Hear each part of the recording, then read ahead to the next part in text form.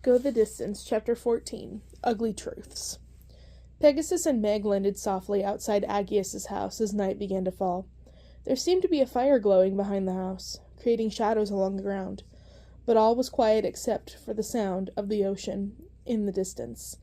She'd been gone longer than she intended, but she felt much more prepared now. Time to face the music, she thought as she patted Pegasus and headed to the door. Before she could knock, she felt a tug on her skirt. She turned and found Phil, holding a hand up. "You stay right there," he hissed. "Phil, Meg started. "Shh," Phil shushed her. "Casia is asleep." "Casia?" Phil rolled his eyes. "The baby?" "Took me an hour to get her to nod off." He grabbed her by the arm. "We're sitting out back so we don't wake her. Come on, you two still need to talk." "I know," Meg said with a sigh. "You don't have the whole story, okay?" "I'm starting to see that," Meg told him. "Now, don't clobber me for saying this, but Aggius seems like a good guy, and that baby—" Phil got a goofy look on his face. "She's a cutie." His face hardened again. "I think you have to put your history aside and help the kid." "That's why I'm back, Phil, to talk to Aggius, alone." "Finally, go, and make it snappy, okay? You only have 7 days left." "No need to remind me." Phil motioned to the garden where Aggius was sitting on a log, staring into the flames. Meg hesitated. "What are you waiting for? Talk to the guy." Meg cocked her head to the side. "Were you this bossy with Hercules?" "Worse," Phil said. "Go! I need to wash a few of Cassia's things and help up and clean up inside. That kid can make a real mess." Phil shook his head, and a little grin played on his lips, and walked up. Squaring her shoulders, Meg walked toward the garden. A soft hum of music reached her ears, and she realized Aggius had his lute. Hearing the melody gave her pause. Perhaps sensing her presence, Aggius lowered the instrument and looked up. He didn't burst into tears, so that was an improvement. "Don't stop playing on my account," she said, walking closer. He smiled softly. "It would sound better if I had a partner." "You have a new flute, I hear." The satyr had been doing some talking, it seemed. "It's not mine. It's on a loan." "Would you consider playing something together?" The thought was too painful to even entertain. Meg shook her head. "We still need to talk about your wife." "Of course," Aggius said, sounding sad. "And we will, but first I think I must explain myself." "Aggius," she said, attempting to cut him off. "No, please." He put the lute on the grass beside him. I need to understand what happened with us.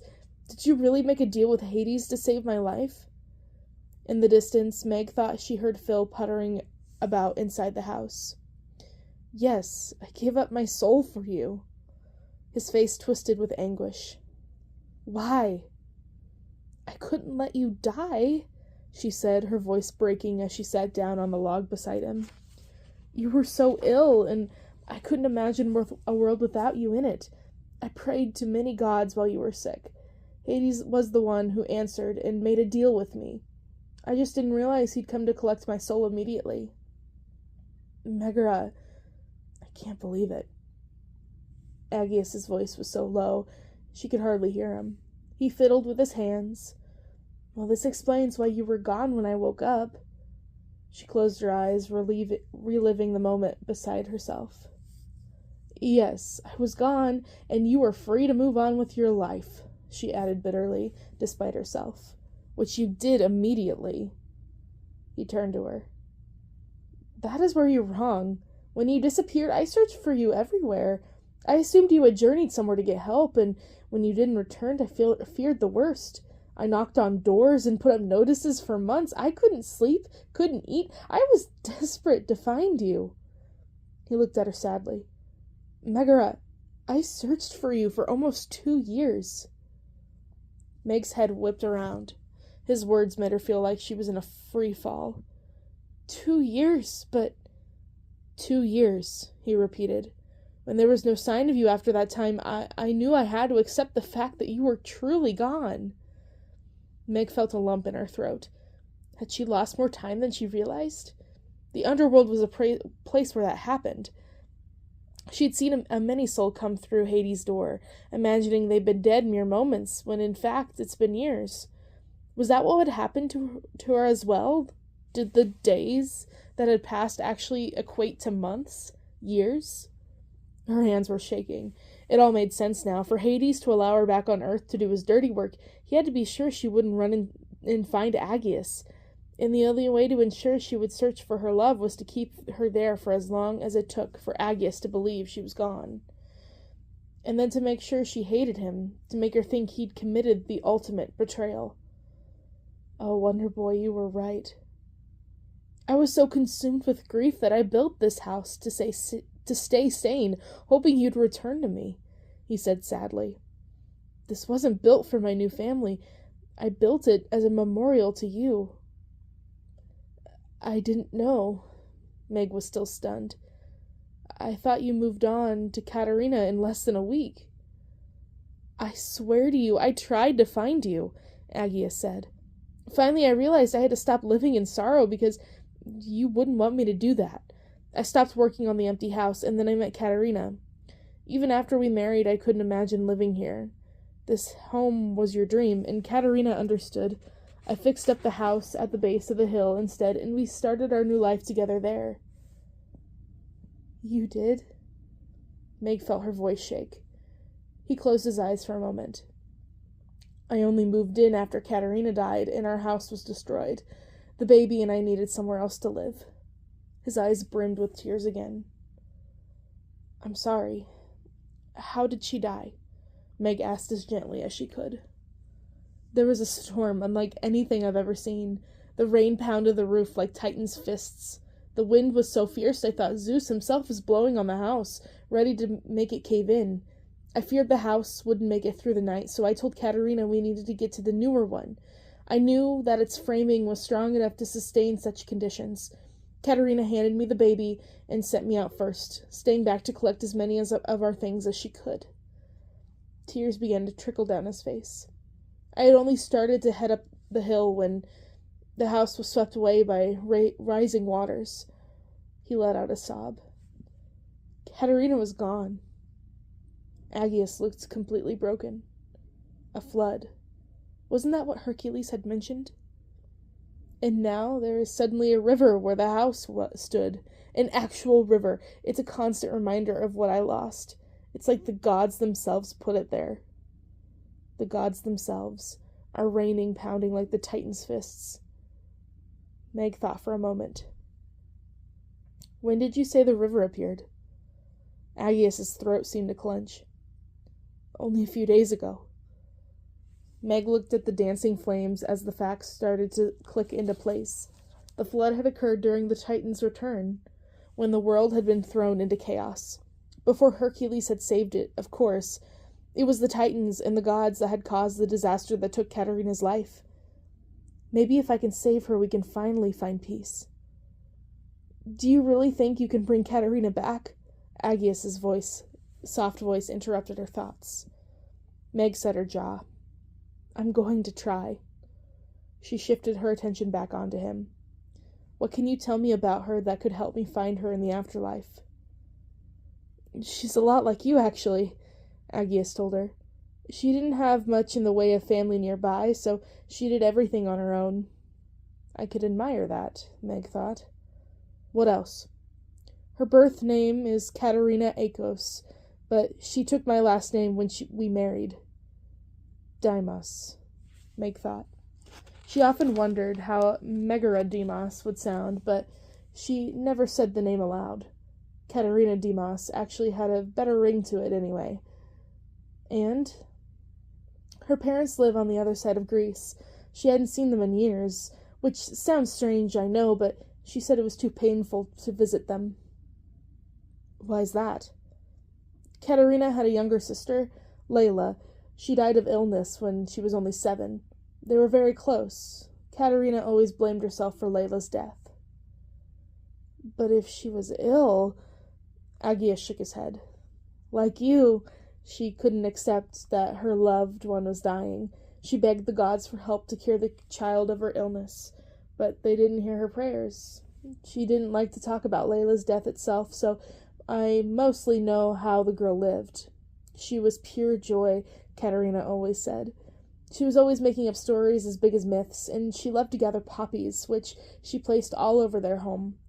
Katarina loved them as well. Layla Akos, tall tales, poppies. Meg tried to commit to the details to memory. Agius smiled to himself. I never saw Katarina without a poppy tucked into her hair. That's how I spotted her that day in the market. I saw the red flower. I must have looked haggard, because she took it out and gave it to me, saying something about how I needed a spot of sunshine more than she did. After that, we started talking every day that I came to the market. I started to make daily trips in hopes I'd run into her. I felt we had something in common. We both had lost someone we loved, and that connected us. At first, all we talked about was the two of you. Meg startled. Me? Yes. Agius looked at her. Katarina wanted to know about the woman who captured my heart. She encouraged me to talk about you as often as if she were still around us in the very air we breathed. We talked of Layla the same way. She said, we imprint the lost on our hearts. Mother, Meg thought. Katarina was right. While Meg's mother was gone, she knew she always carried her with her. Katarina was the one who actually inspired me to pick up my lute again, Agius went on. She wanted to hear the song we had created. She encouraged me to play for the public again in your honor. She did? This Katarina was making Meg feel horrible for thinking so ill of her before, and slightly jealous. She seemed so perfect. What's wrong with me? This is a lot to swallow, Meg admitted. I know, Agia said. I guess I just wanted you to know you will always hold a place in my heart, Megara, even if the fates led us in a different direction. Meg knew the end of their love affair was tragic, and it hadn't ended because they stopped loving each other. The fates, or in her case Hades, had intervened. She'd channeled her rage and hatred toward a woman she'd never met and a man who had truly cared about her, and yet, now that she knew the truth, that anger dissipated as quickly as a summer storm. As awful as that period of her life had been, the path had led her to Wonder Boy and given her the opportunity to truly find where she belonged in this world. How could she be mad about that? The sound of wailing wrested Meg away from her thoughts. Casia is awake again, Aegeus said, standing. She's not the best sleeper. I'm afraid I should go to her. Phil has been a godsend, but he needs rest for your journey. He said you must leave in the morning. Meg followed Aegeus into the house, where they found a bleary-eyed Phil rocking the crib. Why don't you two get some shut-eye and I'll sit with the kid, Meg said, lifting the child from the cradle. This time the baby stopped crying, almost in surprise. She looked at Meg with her big, dark eyes, seemingly wondering the same thing Meg was. Are we going to get along or not? You? Phil sputtered. Why not? Meg hoisted the child on her hip, straining a bit. Babies were heavy. Aegeus and Phil looked at one another. I won't break her, if that's what you're worried about. Get some sleep. Us girls will be fine on our own. Maybe the night air would soothe her. On the way out, Meg spotted a small wooden platogi and took that with her. Meg walked back out to the fire and looked around for something suitable to sit on. Holding a baby on a log would probably not be the most comfortable. Then she spotted a klesmos nestled in the tree. The chair had a carved backrest and tapered legs with a woven seat. Meg brought Casia over to it and bounced her on her knee. The two stared at one another. Well, it's you and me, kid. For the next few hours, at least. At these words, Casia started to whimper. Meg bounced her quicker. No tears. We have enough of those today. Any more in this house will float away like your last one. Casia started to cry a bit then. Sorry. Okay, cry if you want to. I just mean we need some quiet. There's been a lot of heavy talk about things you'll never have to deal with, hopefully. Unlike your father, mother, and me, maybe you'll meet someone nice and settle down without the fates or the gods of the underworld pulling the strings. Casia began to cry harder. All right, no more talk of the underworld or tragedy. Meg shook the rattle, hearing the beads move around inside.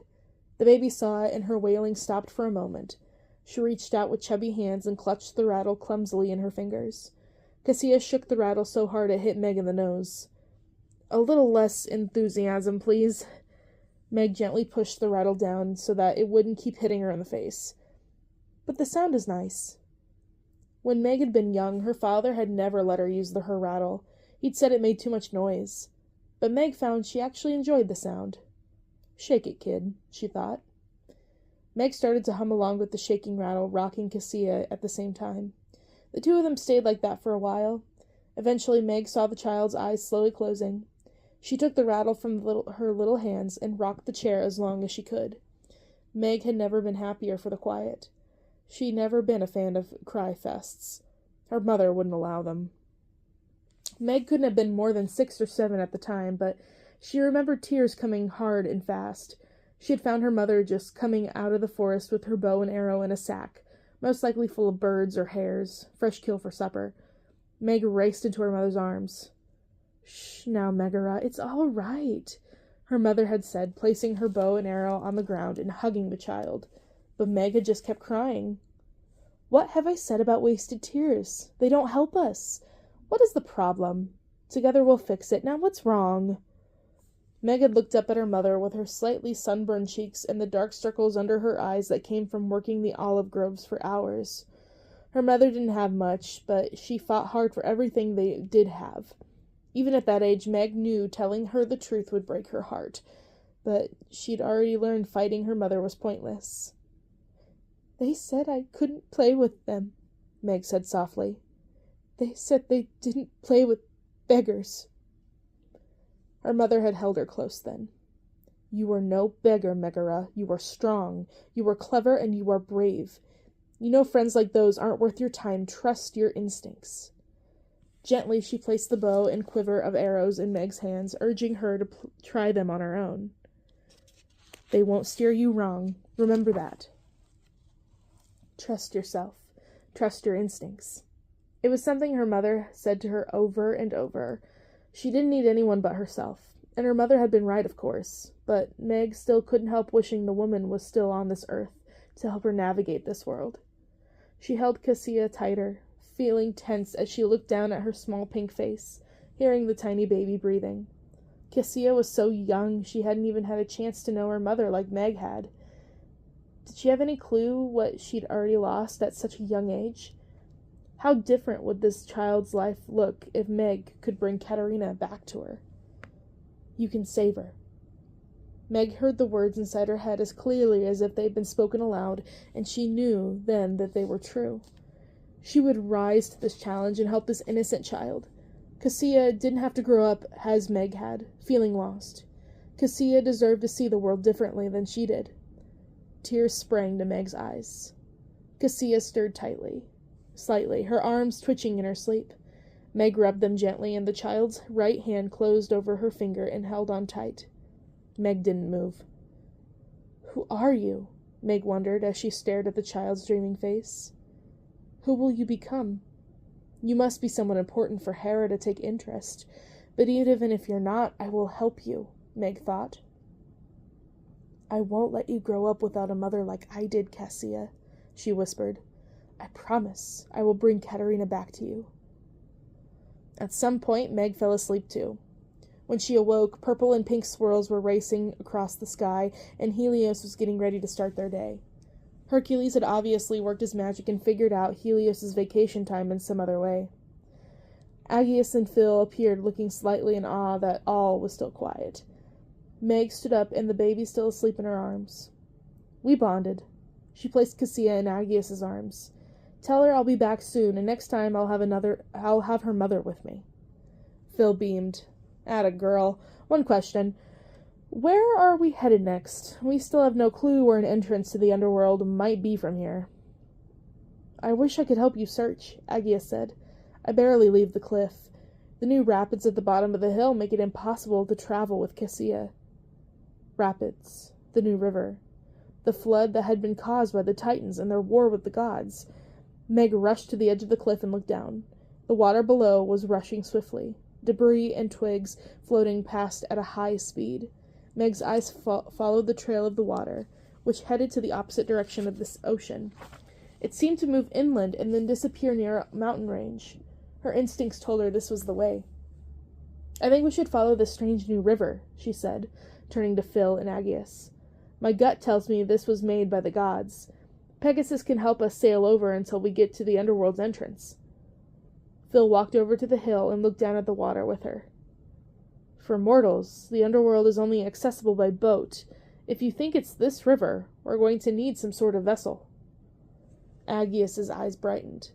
"That I can help you with. It isn't much, I only use it for fishing in the ocean, but it shouldn't take you where you need to go." Agius and Phil trotted down to collect his boat, while Meg continued to hold Casia. She was determined to memorize every detail of the child's face so that she could tell Katarina about her. She walked around, bouncing the baby, and felt something hit her foot. She looked down. Casia's rattle had rolled away when they'd fallen asleep. Meg picked it up, staring at Agius's woodwork, listening to the beads move. There was something about the sound that was very soothing. Meg wasn't sure why, but she opened her satchel and tucked the rattle inside it.